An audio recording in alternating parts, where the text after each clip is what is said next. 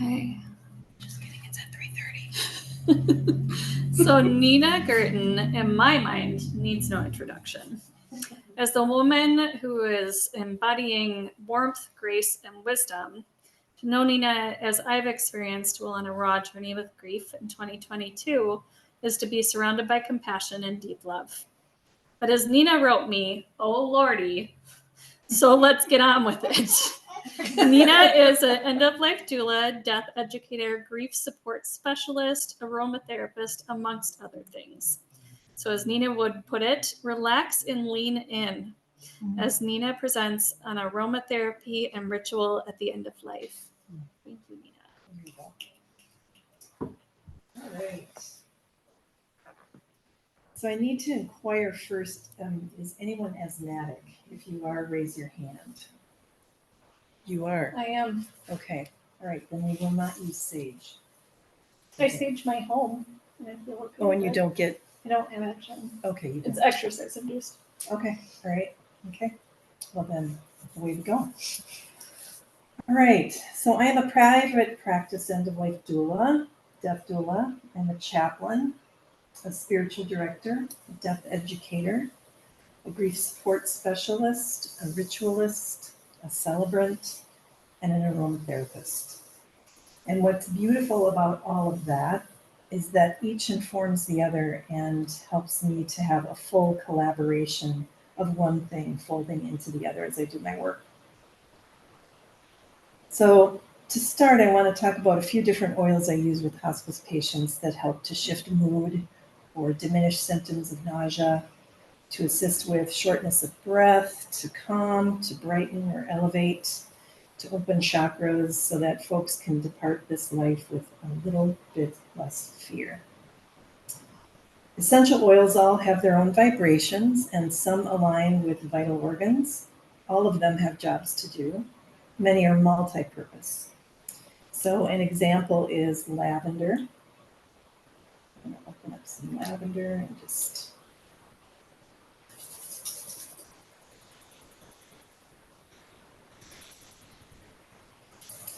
Lavender is antibacterial, antifungal, antiseptic, and calming and peace-inducing. It is considered the one thing you want to have in your medicine cabinet of all the essential oils. So if you don't walk away with anything else today, at least walk away with buying yourself a little bit of lavender. Rose Absolute is fabulous for the skin, and it also opens the heart so that you feel love. Wood oils such as cedar wood, open up the cedar wood, Douglas fir, sandalwood, Palo Santo are all grounding oils.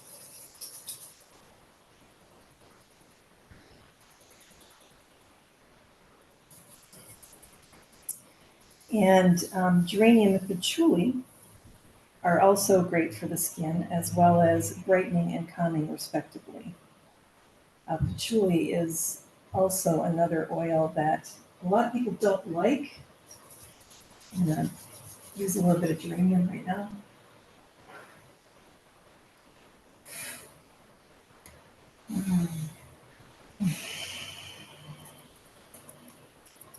Geranium is the brightener. I use that a lot with people who are dying. At the end of the meditation today, I'll be happy to take any questions that anybody has about any of the oils that I have in my little box. And so, I primarily use essential oils in ritual with dying patients. I had read Felicity Warner's book, Sacred Oils, and I was hooked, and then went on to study levels 1 and 2 in aromatherapy, and have done my hands-on time with folks that were willing to let me practice. And the aromatherapy worked. I wasn't interested in that being part of my businesses other than in use with death work. And as a result, I wrote a ritual using essential oils that are sacred oils, and have taught the ritual to lots of end-of-life doulas and invited them to use oils that speak to them to create their own rituals based on what oils can do. So today we're going to practice a death meditation, and I will be using the sacred oils I use with clients on you. So if your eyes are not already closed, I invite each of you to close them and to take a moment to set an intention for this death meditation. Maybe the intention is just to lean into it. Maybe it's to be curious and not afraid. Maybe it's to release some grief that you're feeling from the death of someone you loved. Maybe it's just to be here without any expectation.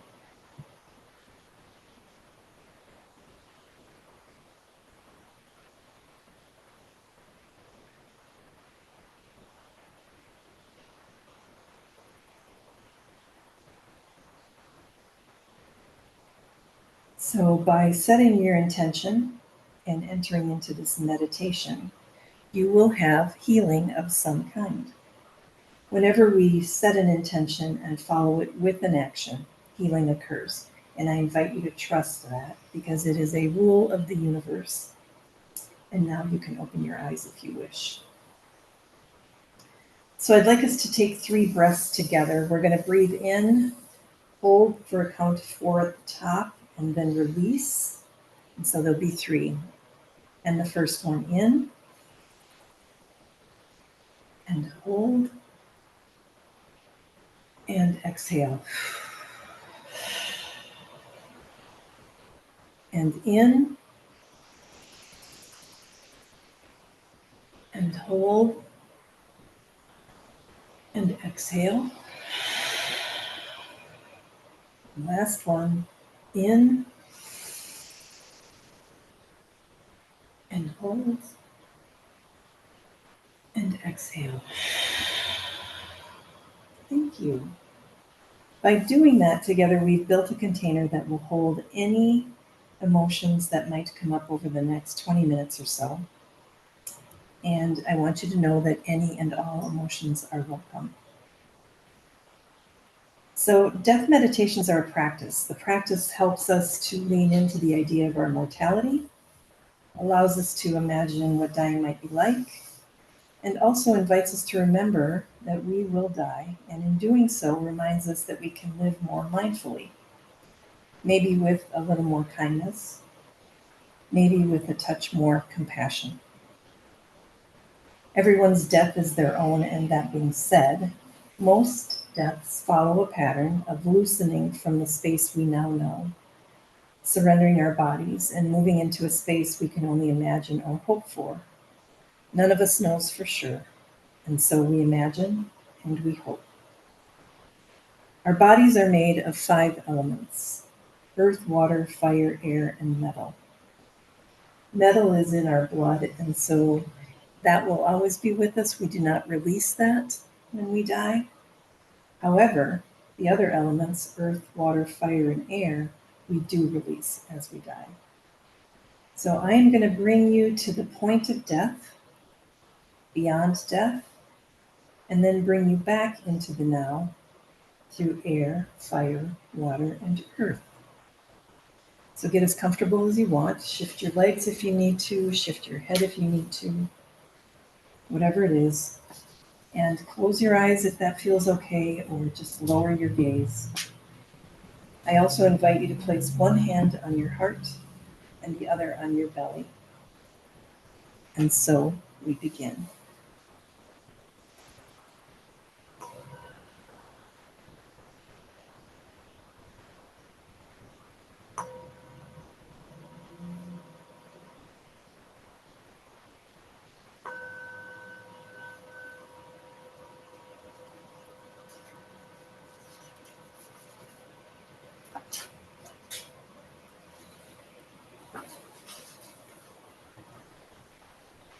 You have just left your doctor's office and been told that you have a terminal diagnosis. Your best friend is with you, holding your arm and steadying you as you cross the parking lot to the car. Although you heard all the doctor's words, your mind and body stopped listening when you heard the word terminal. Your mind is currently in a bit of chaos. Your heart feels broken, and your gut is unsure of what your next steps might be. You've been told to get your affairs in order and to choose a hospice to help you, as you will soon shift from actively living to actively dying. Nothing more can be done for you, and your doctor has estimated that you have maybe 6 months to live. Over the last few months, you've noticed that you're having increased difficulty in walking, steadiness, and balance. Your arm strength is diminished, and your core body strength is diminished too. Your interest in people, food, and hobbies has lessened. Cocooning has begun. You are resting more often, and you have withdrawn emotionally. You often find you are processing with your eyes closed, maybe often in a dreamy state. Although your senses of smell and taste have diminished, you notice that your breath, skin, sweat, and urine all smell different than they used to. You may feel a bit ungrounded or lost.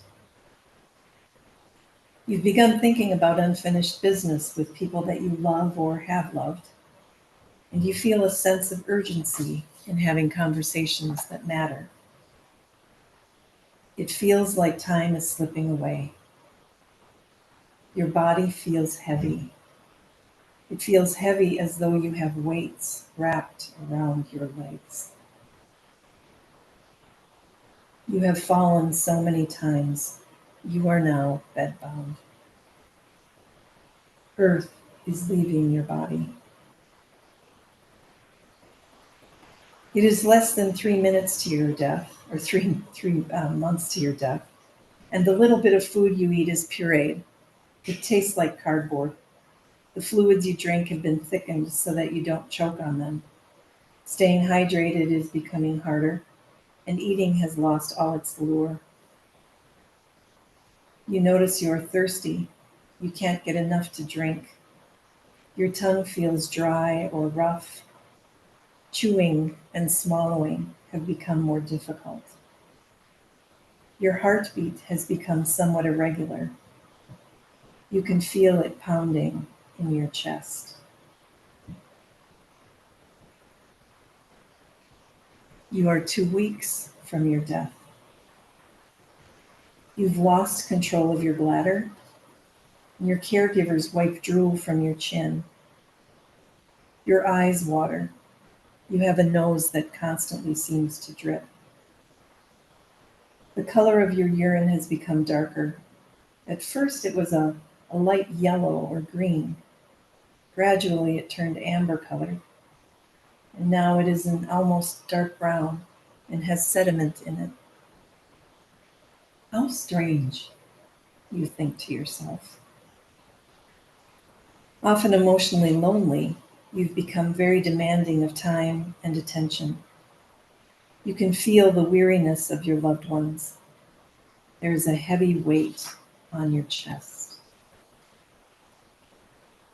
You've finished giving away your belongings. You have nothing more to give of yourself. You are actively processing unfinished business and feel the weight of emotional or soul wounds. You tell your family, your friends, even your caregivers that you love them. You are surprised by your emotions, and you weep openly at times. You are slowly shedding your ego. You offer and you ask for forgiveness. Thirst increases, then diminishes as you come each day closer to death. Your heart is beating quickly. It's not normal, yet you've gotten used to it. Some days your heart pounds.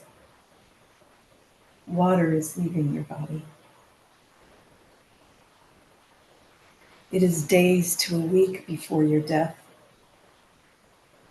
You are disoriented. You cannot control your anxiety. Your heart rate is even higher. You feel as though your heart will come through your chest. Your body temperature fluctuates. 1 minute you're cold and clammy, the next you're sweating so much that your skin and your clothes are wet and uncomfortable and they stick to your skin.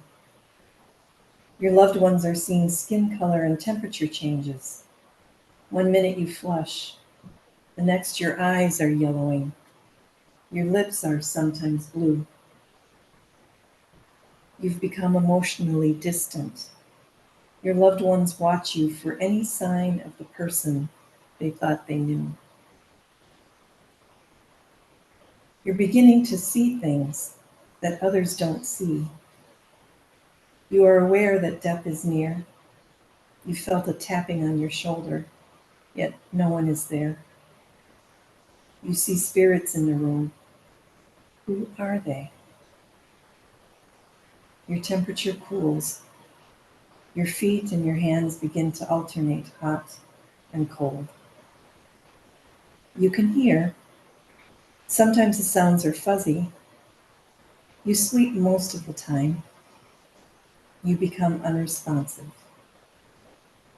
Fire has left your body. You are in the last hours of your life. You sense your loved ones surrounding your body. You can no longer speak. You hear them talking about you, and you fade in and out. I am here with you now.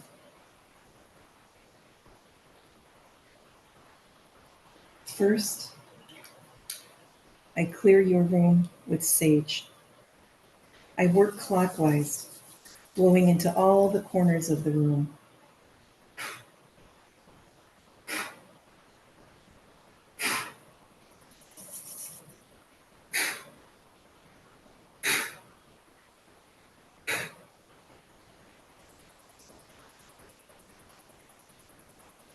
I set this space as sacred. Your death ritual of release and forgiveness has begun. You feel me place my hand on your breastplate. I see you surrounded by white energy and light. You're safe. You are being tended. I invite you to release all negative energy and to be filled with peace and calm. Hear me when I tell you you are beloved. My desire is for you to be filled with love and joy as you prepare to leave this world and go on to what is next. Everything that I'm going to do right now will help you to prepare for your dying. Don't be afraid. Death is natural and a part of life. I thank you for being the loving human you have been while here.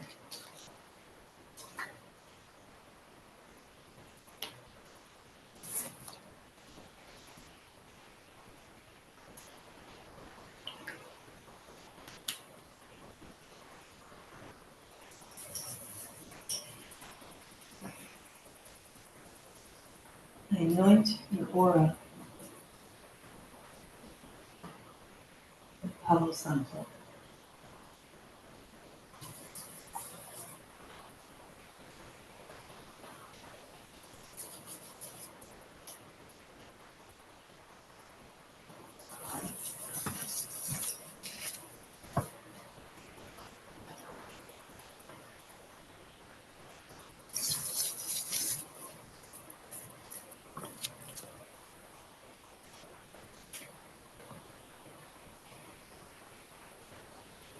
Palo Santo banishes any bad energy and will heal your aura of any wounds caused by trauma or soul loss. This oil also shines a light into the dark. Follow the light when it presents itself and know that you are protected.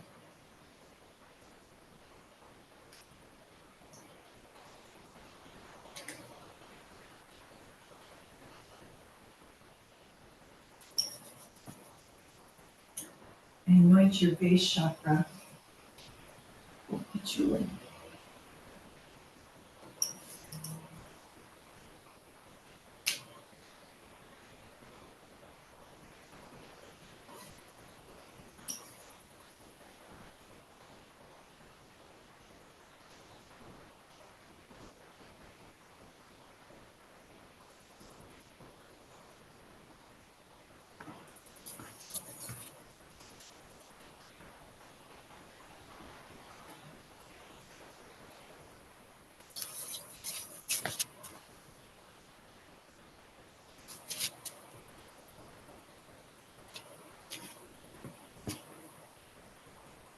This oil helps you to move through any difficulties in order to fully integrate your soul's mission. You will not be confused or frightened, and you will be calm as you move into your spirit.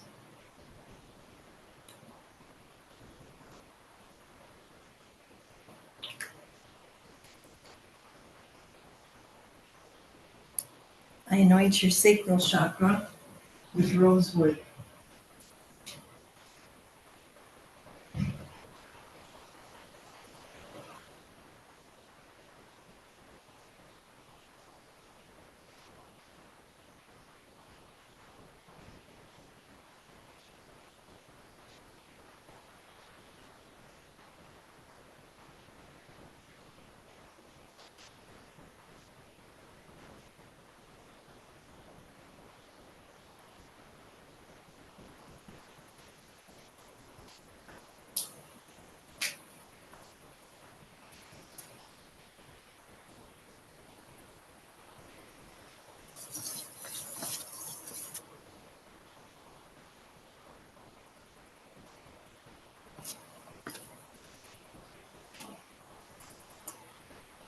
Rosewood is of both spirit and soul. It will open your heart and will help you to process any sorrow or grief that you feel leaving this world and your loved ones.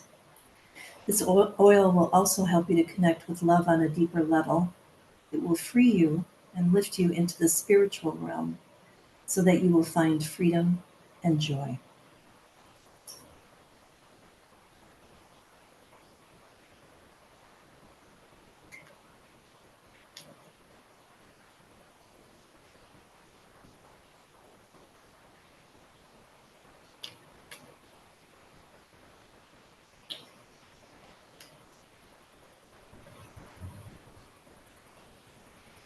I anoint your solar plexus with lavender and clary sage.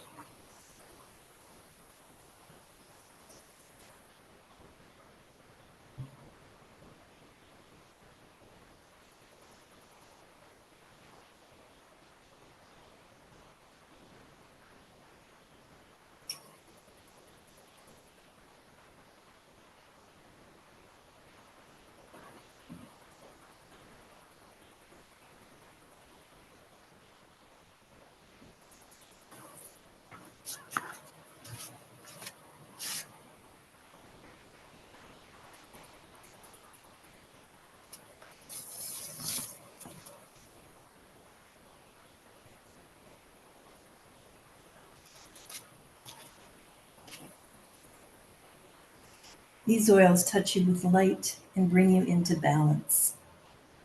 You are safe, you are balanced and calm and full of wisdom.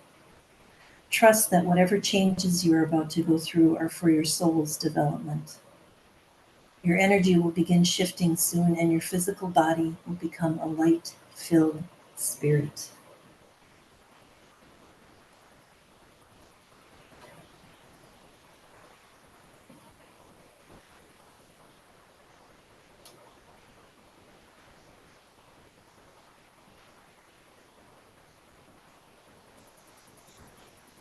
I anoint your heart chakra with rose oil, the most expensive of the oils.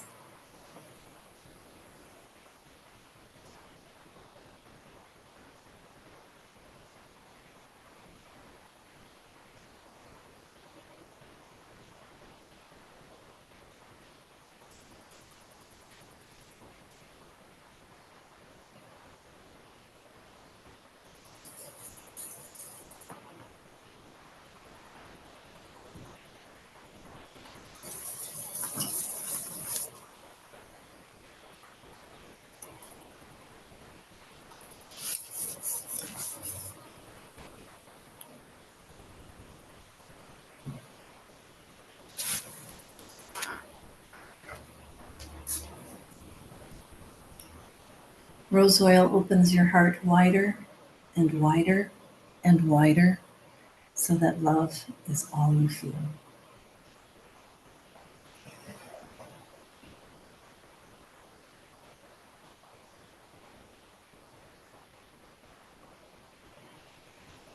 I anoint your throat chakra with myrrh.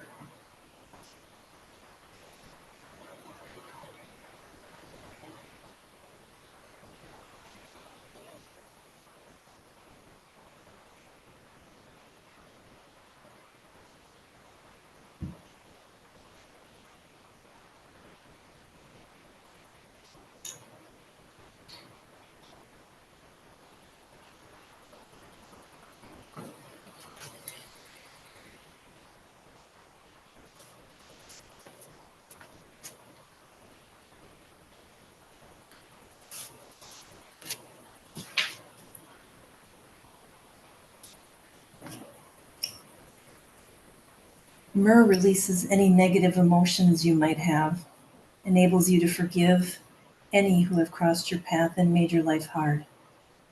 It will also allow you to forgive yourself for having wounded others. Know that you are now completely free of any burdens.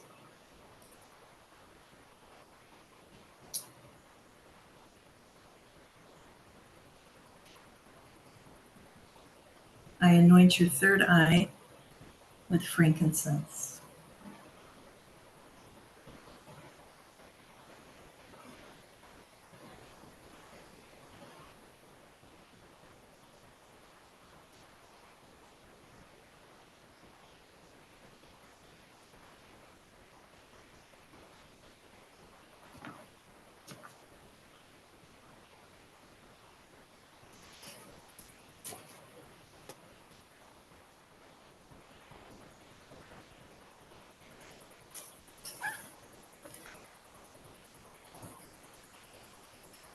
Frankincense helps to align your spirit and soul with the divine.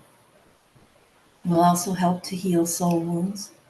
It purifies this space and purifies your heart. By placing it at your third eye, you will better understand sacred wisdom and see the gifts of the Spirit. It will help to set your spirit free, slow down and deepen your breath, and help to induce calm.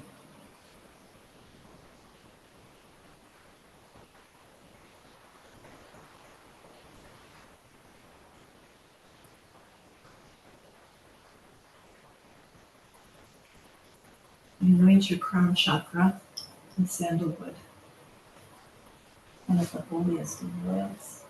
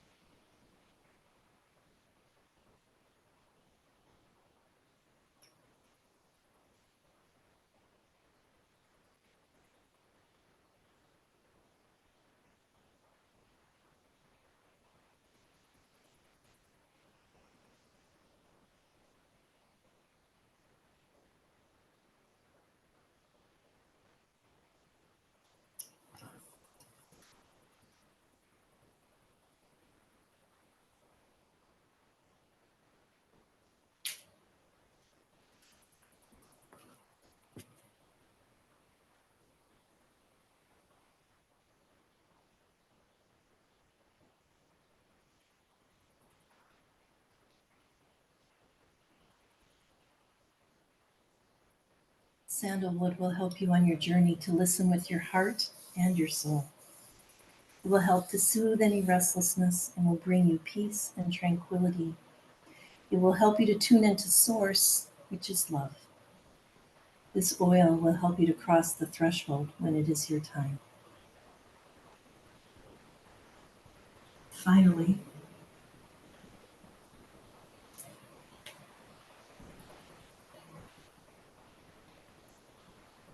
I also anoint your crown with Elemi.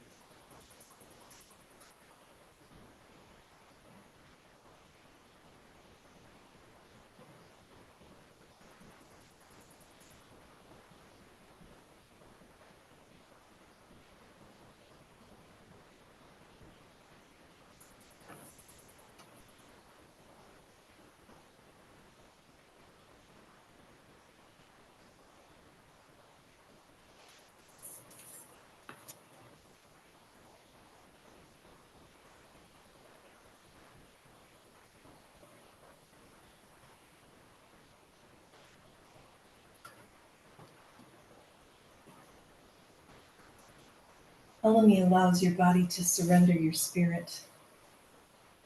I thank you for your love, your generosity, your joy, your protection, your wit, your laughter, your kindness, your loyalty, your divinity. Elemi will bring you into the presence of the divine and will educate you as you move into cosmic ecstasy. I invite you to surrender. I invite you to let go. You will be led with total joy and trust into the light. Thank you, dear one, for welcoming so many others into your life and for bringing laughter and joy and companionship. You will be missed dearly, and you will live on in the hearts of those who have loved you.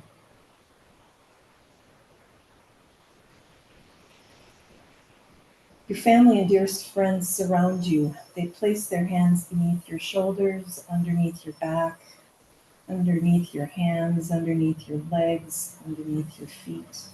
You feel light, you feel loved, and you feel untethered. Your breathing changes. Shallow breath, faster breath, apneic breath. You cough, you gasp. You are now breathing open-mouthed. Your restlessness has increased as your oxygen level has decreased. Your forehead is cool to the touch. Your feet are cold. Your hands are cold. Even the skin on your face is cold, thinning and changing. Your eye muscles have relaxed so much that your eyes remain semi-open, although you don't see. The muscles around your mouth relax, and your jaw slacks. It hangs to one side. Your face and earlobes flatten. You shift into unconsciousness. Breathing stops. Heart stops. Air has left your body, and you are dead.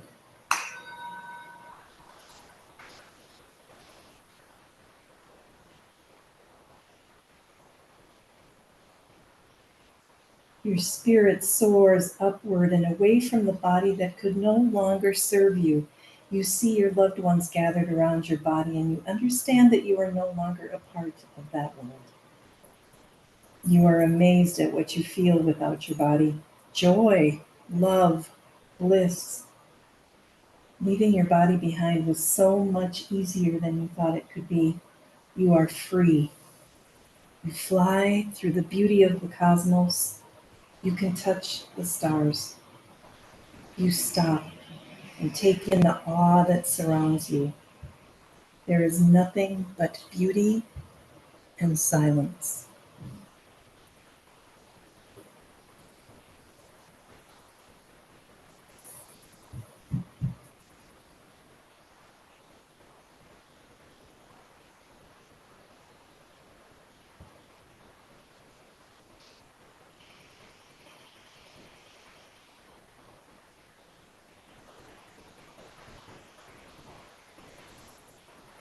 And now we come back to this space and place and time through the elements.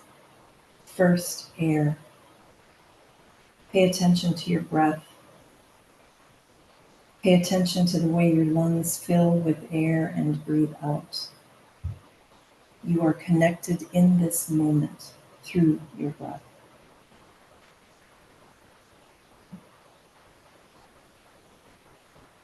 Fire. Imagine you can see your heart pump and your blood coursing through your veins. Your temperature is as it should be. You are neither too hot nor too cold.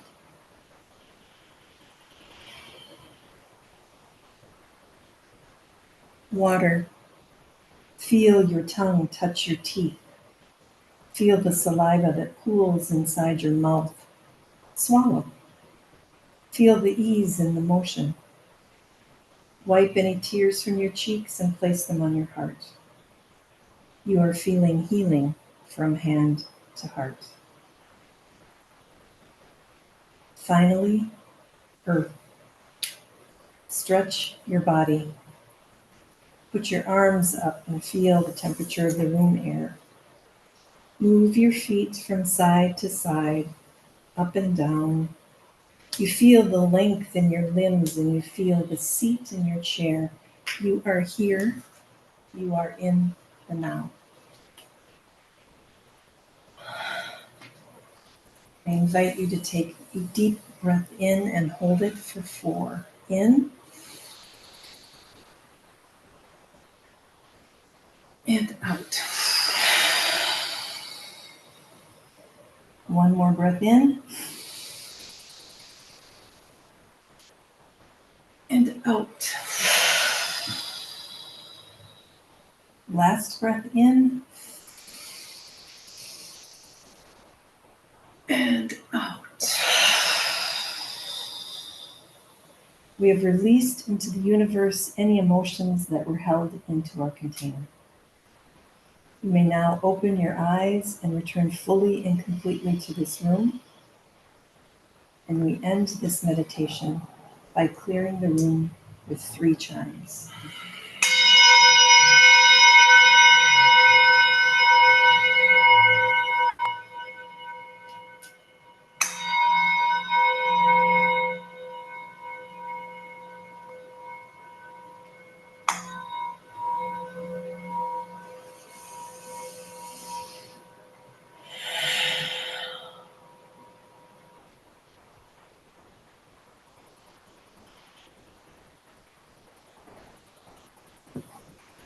So you can stay how you are, or you can sit up, or you can do whatever you want.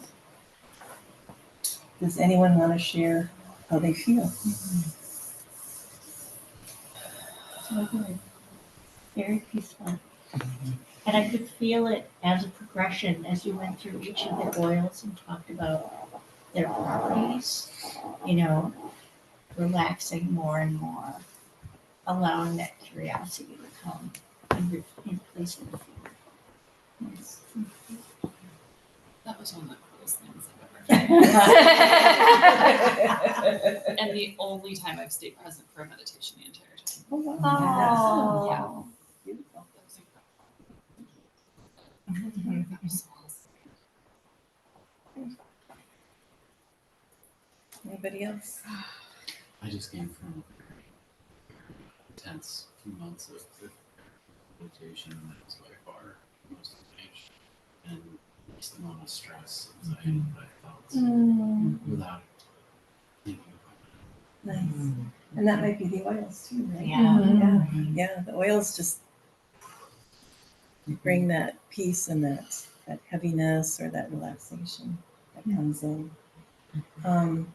Were there any places within the meditation that were difficult?